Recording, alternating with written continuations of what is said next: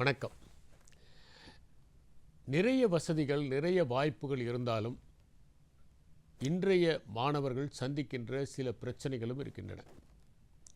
எப்போதுமே ஒரு வாய்ப்பு ஒரு பிரச்சனையோடு தான் வரும். ஒரு பலம் ஒரு பலவீனத்தோடு தான் வரும். ஒரு லா ஒரு ப்ரொவிசோவோடு தான் வரும். ஒரு ரூல் எக்ஸப்ஷன்ஸோடு தான் வரும். ஒரு கவிதையை ஒரு மாணவர் எழுதியிருந்தார். என்னென்னா, மலர வைக்கின்ற கதிரே மதியம் மலரை கருக வைத்து விடுகிறது. காலையில் ஒரு மொட்டு சூரிய வெளிச்சத்தில் தான் அப்படி மலருது. இது வரைக்கும் அது மொட்டாக இருக்குது. அந்த சூரிய வெளிச்சம் வந்தவுடனே இதழ்கள்லாம் விரித்து அது மலர்கிறது, முழுமையடைகிறது. ஆனால் மதியம் அந்த வெயிலில் அது கருக ஆரம்பிச்சிருது.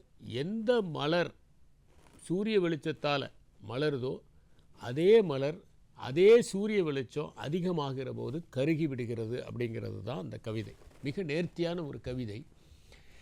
எந்த சாதனங்கள் நமக்கு வசதியாக இருக்கின்றனவோ, வாய்ப்புகளை அள்ளி வழங்குகின்றனவோ, விழிப்புணர்வை அதிகரிக்கின்றனவோ, அந்த சாதனங்களே நம் கவனத்தை திருடி விடுகின்றன. அப்படிங்கிறது ஒரு மறுக்க முடியாத உண்மை. இந்திரன் அப்படிங்கிற ஒரு கலை விமர்சகர் ஒரு கவிதை எழுதியிருப்பார். என்னென்னா, ரெண்டு பக்கமும் ரயில் ஓடிக்கிட்டே இருக்குது. அந்த தண்டவாளத்துக்கு நடுவில் ஒரு மலர் பூத்து நிற்கிது, ஒரு செடி தழைத்து நிற்குது. முழுக்க முழுக்க பார்த்திங்கன்னா தண்டவாளத்தில் ட்ரெயின் சகல நேரமும் ஓடிக்கிட்டே இருக்குது. இரைச்சல், வெப்பம், இதுக்கு நடுவில் ஒரு செடி பூத்து நிற்குது. அதே மாதிரி ஒரு ஓவியம், அந்த ஓவியத்தில் அமைதியை பற்றி ஒரு ஓவியத்தை வரைய சொல்லும்போது நிறையா இறைச்சலாக இருக்கிறது எல்லாத்தையும் அந்த ஓவியர் வரைஞ்சிட்டு ஒரு சின்ன பொந்தில் ஒரு தாய் பறவையும் ரெண்டு குருவி அந்த குஞ்சுகளும் இருக்கிற மாதிரி வரைஞ்சிருந்தாராம். அவர் சொன்னாரா, இவ்வளவு இறைச்சல்களுக்கு நடுவில் இது பீஸ்ஃபுல்லாக இருக்குது, இதுதான் அமைதின்னு. அப்போ உலகத்தில் நாம் சத்தமே வராத ஒரு இடம் இருக்குமா? டிஸ்ட்ராக்ஷனே இல்லாத ஒரு இடம் இருக்க முடியுமானா இருக்க முடியாது. நிச்சயமாக டிஸ்ட்ராக்ஷன்ஸ் இருக்க தான் செய்யும். ஒரு ரயிலில் போகும்போது அந்த சத்தத்தில் எல்லோரும் பேசிக்கிட்டு இருப்பாங்க. எலக்ட்ரிக் ட்ரெயினில் சில பேர் விற்றுக்கிட்டு இருப்பாங்க, சில பேர் குரல் கொடுத்துட்ருப்பாங்க, சில பேர் பார்த்திங்கன்னா யாசகம் கேட்டுட்ருப்பாங்க. இதுக்கு நடுவில் கொஞ்சம் கூட கவனம் சிதறாமல் படித்து கொண்டு வருகிற இளைஞர்களையும் மாணவர்களையும் நான் பார்த்துருக்குறேன்.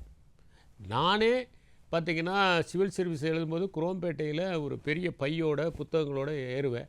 அந்த எக்மோர் வர வரைக்கும் நான் அந்த விரிச்சு ஸ்டாண்டிங் தான் கிடைக்கும், படிச்சுட்டு வருவேன். அப்போ என்ன ஆகுது, நம்ம மைண்டு நம்ம இந்த டைமில் விழிப்புணர்வோடு இருக்கணும், வேறு எதுலேயும் ஃபோக்கஸே பண்ணக்கூடாதுன்னா அந்த நேரத்தில் நம்ம மைண்ட் அலர்ட் ஆகி ஒரு சோல்ஜர் மாதிரி நிற்கிது. மற்ற நேரங்களில் நாம் அந்த அலர்ட்னஸை தழைய விட்டுறோம். இன்றைக்கி இருக்கிற மிகப்பெரிய பிரச்சனை, எல்லா இடங்களில் போனாலும் சொல்கிறது என்னென்னா, ஒரு 2 நிமிஷம் கூட ஒன்றை கவனிக்க மாட்டேங்கிறாங்க, ஆர்வமாக கேட்க மாட்டேங்கிறாங்க அப்படின்னு சொல்லிட்டு. இந்த காலத்தில் இந்த சொற்பொழிவுகள்லாம் கேட்பதற்கு யாரும் தயாராக இல்லை அப்படிங்கிற மாதிரி ஜெயமோகன் கூட ஒரு கட்டுரை எழுதியிருந்தார். இப்போ கல்லூரிகளுக்கெல்லாம் போனோம்னா யாரும் கேட்குறதே இல்லை. அதுவும் முழுக்க முழுக்க ஜனரஞ்சகமாக பேசக்கூடியவர்கள் கூட கல்லூரிகளுக்கு போனால் மாணவர்கள் கவனிக்கிறது இல்லை அப்படின்னு சொல்லி எழுதியிருந்தார். ஒரு 6-7 வருஷத்துக்கு முன்னாடி ஒரு கல்லூரிக்கு போய் பேசுகிறோம்னா மாணவர்கள் மிகவும் உன்னிப்பாக கவனிப்பாங்க. நல்ல இலக்கிய நயம் வாய்ந்த இடத்துல கை தட்டுவாங்க. ஆரோக்கியமான ஒரு நகைச்சுவை சொன்னால் சிரிப்பாங்க. இப்போ அதெல்லாம் குறைந்து வருகிறது அப்படிங்கிறத பல பேர் சுட்டி காட்டுவதை நான் பார்க்க முடிஞ்சது. அவங்களால தொடர்ந்து ஒன்றை ஃபோக்கஸ் பண்ண முடியல. அது ஒரு கனமான விஷயத்தை சொன்னோம்னா அவங்க ஃபோக்கஸ் பண்ண முடியல. ஏன் ப்ரொஃபஸர்ஸே சொல்கிறாங்க, நாங்கள் கிளாஸ் நடத்தும்போது பசங்க அதை முழுமையாக கவனிக்கிறது இல்லை. ஒரு 5 பாயிண்ட்டை சொல்லிவிட்டு எங்கே திரும்ப சொல்லி பார்க்கலான்னா அந்த 5 பாயிண்டில் ஒரு 3 பாயிண்ட்டு கூட அவங்க சொல்ல மாட்டேங்கிறாங்க. உட்காந்துருக்காங்க, ஆனால் அவங்க கவனம்லாம் எங்கேயோ இருக்குது அப்படின்னு சொல்கிறாங்க. இது மாதிரியான ஒரு நெருக்கடி. அதனால தான் என்னென்னா, காலையில் எழுந்த உடனே என்ன பண்ணுறாங்க, எல்லாருமே எழுந்த உடனே பல் துலக்குவதற்கு முன்னாடி அவங்க என்னங்கன்னா செல் துலக்கிறாங்க. செல் எடுத்து அதில் ஏதாவது மெசேஜ் வந்திருக்கான்னு பார்க்குறாங்க. யாராவது மெசேஜ் அனுப்பிச்சிருக்காங்களா? இதுதான் அட்மோஸ்ட் இம்பார்ட்டண்ட் ஜாபாக இருக்குது. அதே மாதிரி கார்ப்பரேட் செக்டாரில் இருக்கிறவங்க பார்த்தீங்கன்னா, அவங்க எப்போ பார்த்தாலும் அந்த எடுத்து ஏதாவது இமெயில் வந்திருக்கா, அது காம்படிஷன் நிறையா இருக்கக்கூடிய ஃபீல்டில் ஒர்க் பண்ணுறவங்க பார்த்துட்ருக்காங்க. ஏதாவது இமெயில் வந்திருக்கா, மெசேஜ் வந்திருக்கான்னு. இது மாதிரி ஒரு சூழல். ஃபோக்கஸ் அப்படிங்கிற புத்தகத்தில் டேனியல் கோல்மேன் சொல்கிறாரு, இன்றைக்கி வந்து ஒரு விஷயத்தை முழுக்க முழுக்க கவனம் செலுத்தி படிப்பதற்கு மக்கள் தயாராக இல்லை. அவங்க கவனம் சிதறிக்கிட்டே இருக்குது அங்கேயும் இங்கேயோ. கல்லூரியில் போய் மாணவர்கள்ட்ட நாம் பேசும்போது அவங்க சொல்கிறது, என்னால் படிக்க முடியல, கொஞ்ச நேரம் நல்லா படிக்கிறேன், அதுக்கப்புறம் எங்கெங்கேயோ கவனம் போயிடுது அப்படின்னு சொல்கிறாங்க. ஒன்றும் இல்லை, நம்ம கண்ணை மூடிக்கிட்டு ஒன்றை சிந்திச்சோன்னு வச்சுக்கோங்களேன், ஒரு குறிப்பிட்ட செயலை செய்கிற மாதிரி சிந்தித்தோம்னா நம்ம கவனம் சிதறிக்கொண்டே இருப்பதை பார்க்கலாம். அதை மறுபடியும் தொடங்கின இடத்துக்கு கொண்டு வர நம்ம முயற்சி பண்ணோம்னா, கொஞ்சம் நேரம் கழித்து அதை கொண்டு வரதுக்கு பிரயத்தனம் பண்ணோம்னா நம்ம ஃபோக்கஸை அதிகப்படுத்த முடியும். இது ஒரு விதமான பயிற்சியினால் அதிகரிக்க முடியக்கூடிய ஒரு செயல். லீடர்ஸ் ஈட் லாஸ்ட் அப்படின்னு ஒரு புத்தகம். அந்த புத்தகத்தை எழுதினவர் வந்து சைமன் சினக். அவர் நிறைய லீடர்ஷிப் ப்ரோக்ராம் பற்றிலாம் பேசியிருக்கிறாரு. ஸ்டார்ட் வித் ஒய் அப்படிங்கிற ஒரு புத்தகத்தையும் எழுதியிருக்கிறாரு. அந்த சைமன் சினக் தான் சொல்கிறாரு, இன்றைய தலைமுறை கவனம் சிதறிய தலைமுறை அப்படிங்கிறார். இந்த புத்தகம் வந்து ஒரு 10 வருஷம் ஆகுது. இன்றைக்கி பார்த்திங்கன்னா அதை விட அதிகமாக கவனம் சிதறக்கூடிய சூழலை பார்க்குறோம். எந்த இன்ஸ்ட்ருமெண்ட்ஸ் நமக்கு நேரத்தை மிச்சப்படுத்த உதவியிடவோ அந்த இன்ஸ்ட்ருமெண்ட்ஸே இன்றைக்கி நேரத்தை வீணடிப்பதற்கும் உதவுகின்றன அப்படிங்கிறது வருத்தம் தோய்ந்த ஒரு செய்தி. இந்த கவனச்சிதறல் இருக்குது. ஒரு காலத்தில் பார்த்திங்கன்னா படிக்கிறதை தவிர வேறு வேலையே கிடையாது. பொழுதுபோக்கு என்ன, படிப்பு தான். சொல்லுது டெலிவிஷன் கூட வரதுக்கு முன்னாடி 1980s முன்னாடி மாதத்துக்கு ஒரு சினிமா தான் பார்க்க முடியும், அல்லது வாரத்துக்கு ஒரு சினிமா அதிகபட்சம் பார்க்கலாம், அவ்வளவுதான். அதுக்கப்புறம் மீதி இருக்கிற நேரத்தெல்லாம் அந்த சினிமாவை பற்றி பேசிகிட்டு இருப்பாங்க. அடுத்த சினிமா எப்போ வரப்போகுதுங்கிறத பேசுவாங்க, பாட்டை பற்றி பேசிகிட்டு இருப்பாங்க. சரி, யாருமே இல்லைன்னா என்ன பண்ணுவாங்க, ஒரு புத்தகத்தை திறந்து படிக்க வேண்டியதான். அது கதை புக்காக இருக்கலாம், கவிதை புக்காக இருக்கலாம், கிடைச்ச புக்கை படிக்கிறதுன்னு ஒரு வாய்ப்பு. அமெரிக்காவிலேயே ஒரு ஸ்டடி பண்ணியிருக்காங்க. என்னென்னா, வருஷத்துக்கு ஒரு புத்தகம் கூட படிக்காதவங்க நிறைய பேர் இருக்கிறாங்கன்னு. வருஷத்துக்கு ஒரு புத்தகம் கூட. நம்ம வாரத்துக்கு ஒரு புத்தகம் படித்த காலம்லாம் உண்டு. நாங்கள் கல்லூரியில் படிக்கும்போது வாரத்துக்கு ஒரு புத்தகம் எப்படியாவது படிச்சிருவோம். ஏதாவது ஒரு புத்தகம், பெரிய புத்தகமோ சின்ன புத்தகமோ, ஏன்னா கையில் கிடைச்ச புத்தகத்தை படித்து தான் ஆகணும். அதுதான் ஒரே வழி, பொழுதை போக்குறதுக்கு ஒரே வழி புத்தகம் தான். அது திரும்ப திரும்ப கூட நாங்கள் படிப்போம். பள்ளிக்கூடத்தில் படிக்கும்போதே இந்த காமிக்ஸ் புத்தகங்கள்லாம் படிப்போம். அது ஒரு தடவை படிக்கிறது இல்லை, 2 தடவை 3 தடவை படிப்போம். அந்த வசனங்கள்லாம் மனப்பாடம் ஆகிற அளவுக்கு படிப்போம். ஆனால் இன்றைக்கி ஸ்மார்ட் ஃபோன்னு ஒன்று வந்ததுனாலையும் அதில் எல்லா ஃபெசிலிட்டிஸும் இருக்கிறதுனாலையும் நிறைய ஆப்ஸ் இருக்கிறதுனாலையும் இளைஞர்கள் என்ன பண்ணுறாங்கன்னா அதுலேயே நிறைய நேரத்தை செலவழிக்கிறாங்க. சரி, அதிலேயே நீங்கள் அறிவை வளர்த்து கொள்வதற்கான செய்திகளை வாசிக்கிறீர்களா அல்லது படிக்கிறீர்களா, தெரிந்து கொள்கிறீர்களா, அதுவும் ரொம்ப குறைவு.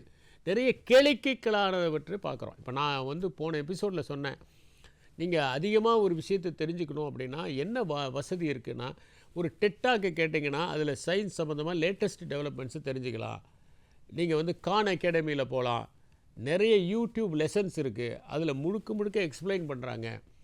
இப்போ நாம் அந்த காலத்தில் யூரே மில்லர் எக்ஸ்பெரிமெண்ட்டை பற்றி படிக்கிறதுக்கும் இன்றைக்கி படிக்கிறதுக்குமே நிறைய வித்தியாசம் இருக்குது. யூரே மில்லர் எக்ஸ்பெரிமெண்ட்டை நீங்கள் யூடியூப்பில் படிச்சிங்கன்னா எப்படி செய்கிறதுங்கிறத பற்றிக்கும் சொல்கிறாங்க. ஸ்டெப் பை ஸ்டெப்பாக உங்களுக்கு சொல்கிறதுக்கான வாய்ப்புகள் இருக்குது. ஆக இந்த வசதிகளை நாம் பயன்படுத்தி கொள்கிறோமா? அதை பயன்படுத்துறதுக்குள்ளே ஏதாவது ஒரு மெசேஜ் வரும் வாட்ஸ்அப்பில், உடனே இதை விட்டுட்டு அங்கே போவாங்க.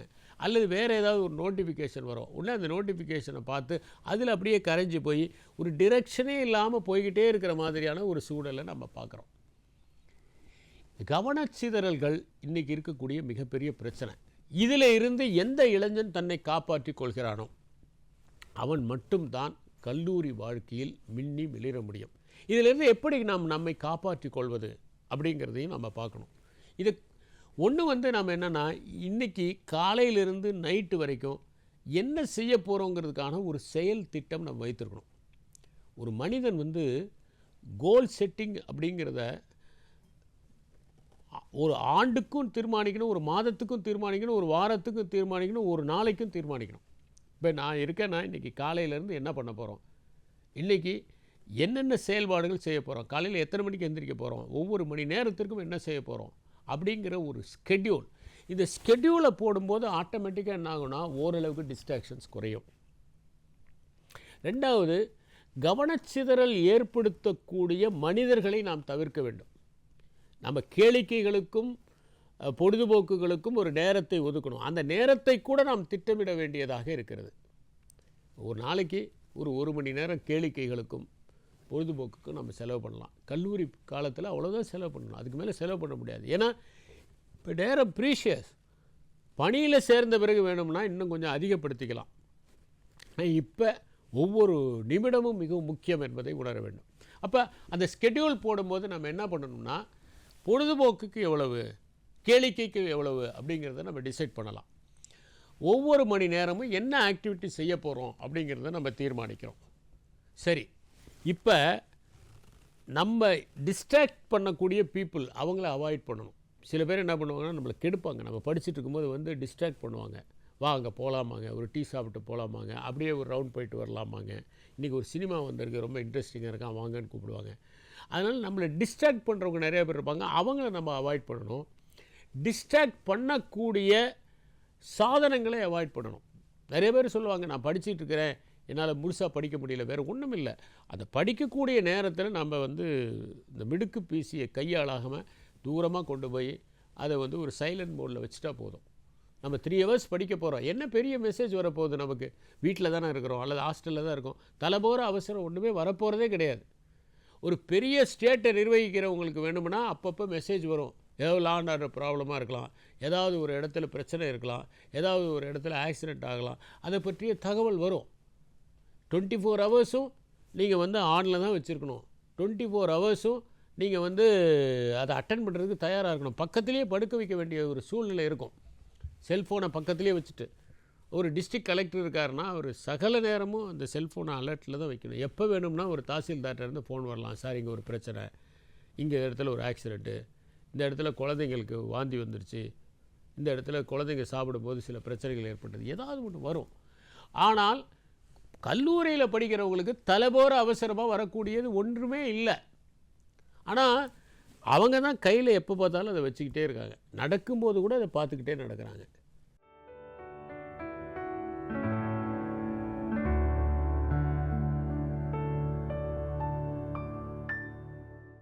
மனிதர்களுக்கிடையே இருக்கக்கூடிய அந்த உறவாடல் இருக்குது பார்த்திங்களா, அது ரொம்ப குறைஞ்சி போச்சு. கம்யூனிகேஷன் எப்போ வளரும்னா, நம்ம பேச ஆரம்பித்தா தான் வளரும். நம்ம பேசத்தான் நம்ம இந்த ஸ்கில் வரும். அப்போ தான் சோஷியல் இன்டெலிஜென்ஸும் வரும். அப்போ தான் நம்ம வந்து ஸ்ட்ரெஸ் மேனேஜ்மெண்ட்டை கற்றுக்க முடியும், இமோஷனல் இன்டெலிஜென்ஸை கற்றுக்க முடியும். இதெல்லாம் கற்றுக்கிறதுக்கு அடிப்படையான விஷயம் என்னென்னா, அடுத்தவர்களோடு நாம் தகவல் பரிமாற்றம் செய்வது. இந்த தகவல் பரிமாற்றம் செய்வதே இன்றைக்கி ரொம்ப குறைஞ்சி போச்சு. இது ஒரு பக்கம். ஒரு வீட்டிலையே மனசு விட்டு பேசுகிறதுக்கான வாய்ப்புகள் இல்லை. நிறைய பேருக்கு நேரடியாக சொல்கிறத விட டெக்ஸ்ட் பண்ணுறது ரொம்ப ஈஸியாக இருக்குது. ஏன்னா நேரடியாக சொல்ல ஒரு பயம். அதுக்கு பதிலாக I am angry with you, I am upset with you அப்படின்னு உடனே அனுப்புறதுக்கான வாய்ப்புகளை தான் அவங்க பயன்படுத்தி கொள்கிறார்கள். இது ஒரு பக்கம்.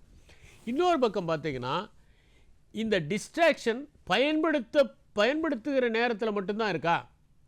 பயன்படுத்தாத நேரத்துலேயும் இருக்குது. இன்றைக்கி காலையில் நீங்கள் எதிர்பார்த்த ஒரு மெசேஜ் வரல அப்படின்னா என்ன ஆயிடும்னா நம்ம அப்செட் ஆயிரும். யாராவது ஒருத்தர் இன்றைக்கி காலையில் நம்மக்கிட்ட ஏதோ கோபமாக ஒரு மெசேஜ் போட்டாங்கன்னா அப்செட் ஆயிடுறோம். அதுக்கப்புறம் நீங்கள் ஒரு கோபமாக ஒரு மெசேஜ் போடுறீங்க, அதுக்கப்புறம் அவங்க எப்படி ரெஸ்பாண்ட் பண்ணுவாங்கன்னு அது ஒரு ஆன்சைட்டியில் உட்காந்துருப்பீங்க. அது யாராவது ஒருத்தர் ஐ want to share something with you அப்படின்னா என்னவோ அப்படிங்கிற ஒரு க்யூரியாசிட்டி அதிகமாகிடுது. இப்போ காலையிலேருந்து சாயந்தரம் வரைக்கும் ஒரு கொதி நிலையில் இருக்க வேண்டிய மனப்பான்மையில் நிறைய பேர் இருக்காங்க. பயன்படுத்துகிற நேரத்தில் ஒரு டிஸ்ட்ராக்ஷன், பயன்படுத்தாத நேரத்துலேயும் ஒரு டிஸ்ட்ராக்ஷன். இது ஒரு பக்கம். ரெண்டாவது என்னென்னா, நிறைய வாய்ப்புகள் நமக்கு படிப்பதற்கு மட்டுமல்ல, நம்முடைய நேரத்தை விரயமாக்குவதற்கும் இருக்கின்றன. அதான் நான் சொன்னேன், பொழுதுபோக்குகள் இப்போ அதிகமாகிருச்சு. ஒரு காலத்தில் பொழுதுபோக்கு அப்படின்னு எடுத்துக்கிட்டிங்கன்னா, சென்னையில் இருக்கிறவங்க எப்போயாவது ஒரு பீச்சுக்கு போவாங்க, ஒரு சுண்டல் வாங்கி சாப்பிடுவாங்க, அதுதான் உங்களுக்கு பொழுதுபோக்கு. மாதத்துக்கு ஏதாவது ஒரு சினிமா போயிட்டு வருவாங்க, அதுதான் உங்களுக்கு பொழுதுபோக்கு. சில பேர் கொஞ்சம் வசதி உள்ளவங்க என்ன பண்ணுவாங்கன்னா, ஒரு நாடகத்தை போய் பார்ப்பாங்க. அந்த காலத்தில் பார்த்தீங்கன்னா ஆர்எஸ் மனோகர் நாடகங்களை போய் பார்ப்பாங்க, கிரேசி மோகன் நாடகங்களை பார்ப்பாங்க, இந்த மாதிரி நாடகங்களை போய் பார்ப்பாங்க. இது பொழுதுபோக்கு விஷயம். சில பேருக்கு இசையில் நாட்டம் இருக்கும், அவங்க வந்து இசை நிகழ்ச்சிகளை போய் பார்ப்பாங்க. அவங்க ஒரு கச்சேரியை போய் பார்ப்பாங்க, ஆர்கெஸ்ட்ரா போய் பார்ப்பாங்க. இது மாதிரி அந்த ஊரில் ஒரு மாரியம்மன் திருவிழா வந்துச்சுன்னா அந்த மாரியம்மன் திருவிழாவில் ஒரு இசை நிகழ்ச்சி நடக்கும். இந்த மாதிரி கலைக்குழுக்கள் இசை நிகழ்ச்சி நடத்துறது. ஆனால் இன்றைக்கி அப்படி கிடையாது. நீங்கள் 24 மணி நேரமும் தொலைக்காட்சியில் பார்த்தீங்கன்னா ஏதாவது ஒரு சினிமா ஒளிபரப்பிக்கிட்டே இருக்கிறாங்க. அந்த மாதிரி 24 ஹவர்ஸ் நீங்கள் சினிமா பார்க்கலாம், 24 ஹவர்ஸ் சினிமா பாடல்கள் கேட்கலாம். சரி, அது ஒர்க் பண்ணல, நீங்கள் ஒரு ட்ரெயினில் போய்ட்டு இருந்தீங்கன்னா காதில் எதையாவது மாட்டிக்கிட்டு நீங்கள் தொடர்ந்து ஏதாவது ஒரு நிகழ்ச்சிகளை பார்த்துக்கிட்டே போகலாம். அது கேளிக்கை நிகழ்ச்சியாக இருக்குது. இந்த மாதிரி நிறைய பொழுதுபோக்கு அம்சங்கள் இன்றைக்கி அதிகமாகிடுச்சு. பொழுதுபோக்கு அம்சங்கள் என்ன பண்ணுதுன்னா ஒரு மனிதனுடைய நேரத்தை அரித்து அரித்து தின்னுகிற வேலையை செய்து கொண்டிருக்கின்றன. இந்த பொழுதுபோக்கு அம்சங்கள் என்னென்னா பொழுதுபோக்குகிற நேரத்தில் மட்டும் தாக்கத்தை ஏற்படுத்தவில்லை, பொழுதுபோக்காத நேரத்திலும் அது நம்முடைய கவனத்தில் எச்சமிட்டு விட்டு சென்று விடுகிறது. அந்த நேரத்தோடு முடிஞ்சு போச்சுன்னா பரவாயில்ல, ஆனால் அதுக்கப்புறமும் அதை பற்றியே சிந்திக்கிறது, அதையே யோசிச்சுக்கிட்டு இருக்கிறது, படிச்சுட்டு இருக்கும் போது அது குறுக்க நிற்கிது. இதனாலையும் நம்முடைய கவனம் சிதறுகிறது. அப்போ பொழுதுபோக்கு அம்சங்களை எவ்வளவு ஒரு மனிதர் கடைபிடிக்கலாம்.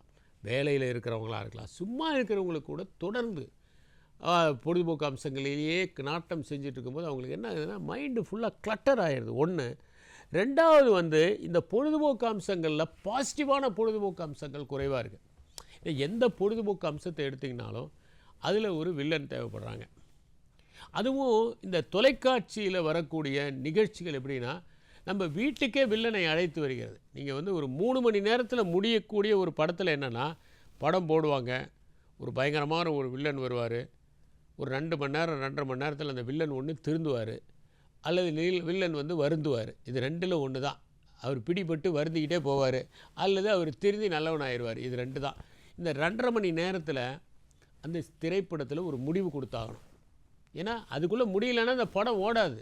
ஃபுல் அண்ட் ஃபுல் கமர்ஷியல் பேசிஸில் எடுக்கப்படுகிற படங்கள் என்ன ஆகுனா ஒரு 2.5 மணி நேரத்தில் ஒரு சொல்யூஷன் கொடுக்கணும். கதாநாயகனுக்கு ஒரு பிரச்சனை வரும், அந்த பிரச்சனை தீரும் அல்லது பிரச்சனையை முடித்து இன்னும் அழுத்தமாக விடும், அதுக்கப்புறம் அதை தீர்க்கிறது தான் கதை. இதுதான் இடைவேளையப்போ ஒரு முடிச்சு ஸ்ட்ராங்காக விடும், அப்புறம் கொஞ்சம் கொஞ்சமாக அந்த முடிச்சு அவிழ்க்கிறது தான் கதை. இப்படி தான் சினிமா. ஆனால் இன்றைக்கி அப்படி கிடையாது. சீரியல்னு வருது, அது 2 வருஷம் 3 வருஷம் அப்படியே போயிட்டே இருக்குது. அதில் என்னன்னாக்க தொடர்ந்து அந்த முடிவே இல்லாத மாதிரி அது போயிட்டுருக்கிறத பார்க்குறோம். இதையெல்லாம் பார்க்கும்போது என்னென்னா பல பேர் அதை பற்றியே சிந்திக்கிறாங்க. இளைஞர்கள் சீரியல்லாம் பார்க்குறது இல்லை. கொஞ்சம் 40 வயசுக்கு மேலே இருக்கிறவங்க தான் வீட்டில் இருக்கிறவங்க பார்க்குறாங்க. ஆனால் இளைஞர்கள் எதில் கெட்டு போகிறாங்க அப்படின்னா அவங்க இந்த கேளிக்கை விஷயங்களை சகல நேரமும் செல்ஃபோனில் பார்க்குறது, சேட் பண்ணிக்கிட்டே இருக்கிறது. இப்போ இந்த சேட் பண்ணுறதுக்கு ரொம்ப டேஞ்சரஸான ஒரு விஷயம். ஒருத்தருக்கு ஃபோனில் கூப்பிட்டு ஒரு 2 நிமிஷத்தில் பேசுகிறத நீங்கள் சேட் பண்ண ஆரம்பிச்சிங்கன்னா 30 நிமிஷம் 40 நிமிஷம் ஆகும். நீங்கள் ஒரு கேள்வி கேட்பீங்க, அவங்க ஒரு பதில் சொல்லுவாங்க, மறுபடியும் நீங்கள் ஒரு கேள்வி கேட்பீங்க, அவங்க ஒரு பதில் சொல்லுவாங்க, அப்புறம் அது சம்மந்தமாக உங்கள் கருத்தை சொல்லுவீங்க, அவங்க இல்லை மறுத்து சொல்லுவாங்க. இந்த சேட் பண்ணுறதுங்கிறது எக்கச்சக்கமான டைம் இருந்து வேறு வேலையே இல்லாதவங்க தான் செய்யலாம். ஆனால் வேலை இருக்குது, படிப்பு இருக்குது, நம்ம வாழ்க்கையில் முன்னேறணும், இந்த பீரியடில் தான் நம்ம ஸ்கில்ஸ் எல்லாம் வளர்த்துக்கணும், இந்த பீரியடில் தான் நம்ம கான்ஃபிடென்ட் ஆகணும், இந்த பீரியடில் தான் கேரியர் கான்ஷியஸ்னோட இருக்கணும், நல்ல மதிப்பெண்கள் பெறணும், நம்மளை கேம்பஸ் இன்டர்வியூக்கு தயார் பண்ணிக்கணும். இவ்வளவு பொறுப்புகள் இருக்கிறவங்க they cannot afford to waste. அதனால் என்னென்னா ஃபஸ்ட்டு டிஸ்ட்ராக்ஷனை குறைக்கிறதுக்கு நான் என்ன சொல்கிறேன், யாராவது உங்களுக்கு சேட் பண்ணணும்னு ஆரம்பித்தா ஐ வாண்ட் டு டிஸ்கஸ் சம்திங்னா ஸ்ட்ரெயிட்டாகவே ஃபோன் பண்ணி என்ன மேட்டர்னு கேட்டிங்கன்னா 2 நிமிஷத்தில் முடிஞ்சு போயிடும். இந்த சோஷியல் மீடியாவில் நம்ம எவ்வளவுக்கு எவ்வளவு குறைவாக இருக்கிறோமோ அவ்வளவுக்கு நம்மளுக்கு கவனச்சிதறல் குறையும். இந்த ஃபேஸ்புக், ட்விட்டர் இது மாதிரி இதெல்லாம் இருக்கும்போது என்ன ஆகுதுன்னா நிறைய நேரத்தை அது உறிஞ்சுது. யாரோ ஒருத்தர் ஒரு கமெண்ட் போட்டுட்டாங்கன்னு வச்சுக்கோங்களேன், உடனே உங்களுக்கு மனசு கஷ்டமாயிடுது. அன்றைக்கி ஃபுல்லாக அதையே நினச்சிட்ருப்பீங்க. ஒரு டெரகேட்ரி கமெண்ட் ஒன்று வரும் அல்லது ஒரு இன்சல்ட் பண்ணுற மாதிரி ஒரு கமெண்ட் வந்துடும். அது வந்துச்சுன்னா உடனே நீங்கள் என்ன பண்ணுறீங்கன்னா அதில் அப்செட் ஆகிடுறீங்க. ட்விட்டர் அதை யூஸ் பண்ணுறது அது தேவையில்லாதது. காலேஜில் படிக்கும்போது படிப்பு சம்பந்தமான விஷயங்களுக்காக நீங்கள் ஒரு வாட்ஸ்அப் குரூப் வச்சுக்கலாம், ஒரு 2-3 நல்ல ஃப்ரெண்ட்ஸ் வச்சுக்கலாம். நான் எப்போவுமே சொல்கிறது ஃப்ரெண்ட்ஸுங்கிறது விண்ணின் நட்சத்திரங்களைப் போல இருக்கக்கூடாது, அது விரல்களைப் போல இருக்க வேண்டும். அப்போ விரல்களைப் போல இருக்கணும்னா ஒரு 4-5 அவ்வளோதான் இருக்கணும், அதுக்கு மேலே இருக்கக்கூடாது. அப்போ அந்த நண்பர்கள்கிட்ட முக்கியமான தகவல்கள் ஏதோ ஒரு ஷேரிங், உங்களுக்கு ஒரு பேர்டன் இருக்குது மைண்ட்லனா அதை லைட்டன் பண்ணிக்கிறதுக்கு அதை யூஸ் பண்ணிக்கலாம். அதுக்கு மேலே கவனச்சிதறலுக்கு நீங்கள் வழிவகுத்து விட்டால் உங்கள் வாழ்க்கை மிகுந்த பாதாளத்தில் போய்விடும் என்பதை உணருங்கள். இன்னொன்று என்னென்னா, கவனச்சிதறல்கள் ஆகிற மனசை மீண்டும் கொண்டு வருவது கஷ்டம். இப்போ நீங்கள் படிச்சுட்டே இருக்கிறீங்க, திடீர்னு அப்செட் ஆகிடுறீங்க. நான் கவனச்சிதறல்னு நீங்கள் செல்லை போக்குறது மட்டும் இல்லை, அதனால் வரக்கூடிய ஒரு செய்தி நீங்கள் அப்செட் ஆகிடுறீங்க. இப்போ நிறைய பேர் என்கிட்ட சொல்கிறது என்னென்னா, we are suffering from the problem of overthinking. கல்லூரியில் போய் மாணவர்கள்ட்ட கேட்டால் ஓவர் திங்கிங்கில் நாங்கள் சஃபர் ஆகிட்ருக்கோம் அப்படிங்கிறாங்க. இந்த ஓவர் திங்கிங் ஏன் வருது அப்படின்னா, இந்த மாதிரி சேட்டிங்னால வருது ஒன்று. ரெண்டாவது, ஷேரிங் இல்லை. நேருக்கு நேராக ஷேர் பண்ணிங்கன்னா, யாராவது ஒருத்தர்கிட்ட பேசுகிறீங்கன்னா உடனே உங்கள் மனசு லைட்டன் ஆயிரும். இப்போ நீங்கள் ஒரு சைக்காட்ரிஸ்ட்டை போய் பார்க்குறீங்க, வெளிநாடுகள்லாம் வந்து இந்த சைக்காட்ரிஸ்ட்டை போய் பார்க்குறதுலாம் ரெகுலர் ஃபினாமினன். அது போய் பார்க்குறீங்க, உங்கள் மனசில் இருக்கிற வருத்தத்தெல்லாம் சொல்கிறீங்க, அப்போ அவர் ஒன்றும் கவலைப்படாதீங்க, இதெல்லாம் சரியாக போயிடும்னு ஏதோ ஒரு ஷேரிங். அந்த காலத்தில் என்னென்னா, வீட்டில் இருக்கவங்களாம் உட்காந்து ஷேர் பண்ணுவாங்க. வேலையை முடிச்சுட்டு அப்பா வருவார், வீட்டுக்கு வந்தோடனே அன்றைக்கி வேலைக்கு நடந்ததெல்லாம் சொல்லுவார், வீட்டில் எல்லோரும் கேட்பாங்க. கொஞ்சம் நேரத்தில் அவர் மனசு லைட்டன் ஆயிரும். வீட்டில் இருக்கிறவங்களுக்கு அவர் என்ன வேலை செஞ்சாருங்கிறது தெரியும். சில மனிதர்கள் அவர் சந்தித்த அனுபவங்கள்லாம் சொல்லுவார். வீட்டில் எல்லோரும் சந்தோஷமாக ஒரு மணி நேரம் அவர் பேசுகிறத கேட்டுக்கிட்டு இருப்பாங்க. இன்றைக்கி அப்படிலாம் கிடையாது. யாரும் யார் பேசுகிறதையும் கேட்குறதுக்கே தயாரில்லை. அங்கேருந்து வராங்க பசங்க, பையை இப்படி தூக்கி போடுறாங்க, நேராக சேட் பண்ண போயிடறாங்க ரூமுக்கு. அந்த மாதிரி ஒரு சூழ்நிலை. ஷேரிங்கே இல்லை. இப்போ ஷேரிங் இல்லாததுனால என்ன ஆகுதுன்னா, ஓவர் திங்கிங்குங்கிற ஒரு இடத்துக்கு போயிடறாங்க. நிறைய பேர் சொல்கிறது, ஒரு பிரச்சனையிலேருந்து என்னால் மீள முடியல, நான் ஓவர் திங்கிங் பண்ணுறேன்னு சொல்கிறாங்க. ஏன் ஓவர் திங்கிங் பண்ணுறாங்க? ஒரே ஒரு காரணம் என்னென்னா, தே ஆர் நாட் ஷேரிங்.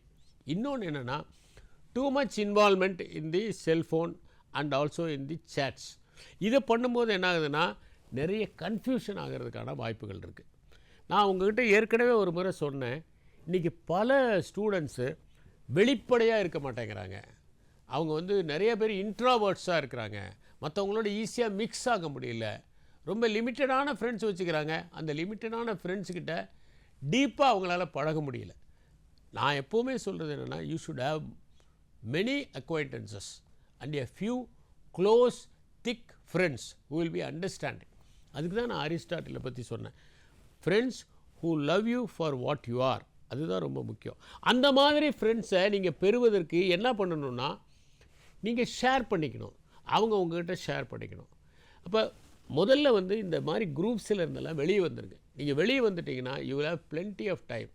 நம்ம ஒரு கதையை பற்றி படிச்சிருப்போம். என்னென்னா, ஒருத்தர் ரொம்ப சின்ன வீடு, அதனால் என்ன பண்ணுறாரு, அவர் ஒரு ஞானி அந்த ஊருக்கு வந்திருக்காருன்னு போயிட்டு, என் வீடு ரொம்ப சின்னதாக போச்சுங்க அப்படின்னாரு. உடனே அந்த ஞானி என்ன சொன்னார், உங்கள்கிட்ட ஆடு இருக்கா அப்படின்னுக்காரு. ஆடெல்லாம் இருக்குது, ஒரு 6-7 ஆடு இருக்குது, அந்த ஆட்டெல்லாம் கொண்டு வந்து வீட்டில் கட்டியிருங்கன்னாரு. அவர் என்ன பண்ணார், வீட்டில் கொண்டு வந்து கட்டிட்டார். அப்புறம் அடுத்த நாள் போய் ரொம்ப இன்னும் சின்னதாக போச்சு அப்படின்னார். உங்கள்கிட்ட மாடு இருக்கா அப்படின்னாரு. இருக்கே, 2 மாடு இருக்குது, அதை கொண்டு வந்து வீட்டுக்குள்ளே கட்டுங்கன்னு. அவர் கொண்டு வந்து 2 மாட்டையும் வீட்டில் கட்டிட்டார். அடுத்த நாள் போய் சொன்னார், படுக்கிறதுக்கு நடக்கிறதுக்கு கூட இடம் இல்லை, ரொம்ப இத்தினூண்டு இடம் இருக்கே, என்ன பண்ணுறது அப்படின்னாரு. சரி, ஆடு மாடெல்லாம் வெளியே கொண்டு வந்துருங்கன்னாரு. ஆடு மாடெல்லாம் வெளியே கொண்டு வந்துட்டு அவர் போயிட்டு அப்புறம் ஞானிக்கிட்ட சொன்னார், வீடு பெருசாகிருச்சிங்க அப்படின்னாரு. அதே வீடு தான், அதே 24 மணி நேரம் தான். யார் எப்படி யூஸ் பண்ணுறாங்கங்கிறத பொறுத்து தான் அந்த நேரம் இருக்குது. நம்ம நேரத்தை ஆடும் மாடும் இப்போ ஆக்கிரமிச்சிருக்கிற வீடை மாதிரி நம்மளுடைய நேரத்தை நம்முடைய தேவையில்லாத சாதனங்களை பயன்படுத்தக்கூடிய நேரம் ஆக்கிரமிச்சிட்டு இருக்குது. அதிலிருந்து விடுபட்டோம்னா 24 மணி நேரம் மிக நீளமாக தெரியும் என்பதை உணர வேண்டும். நன்றி, வணக்கம்.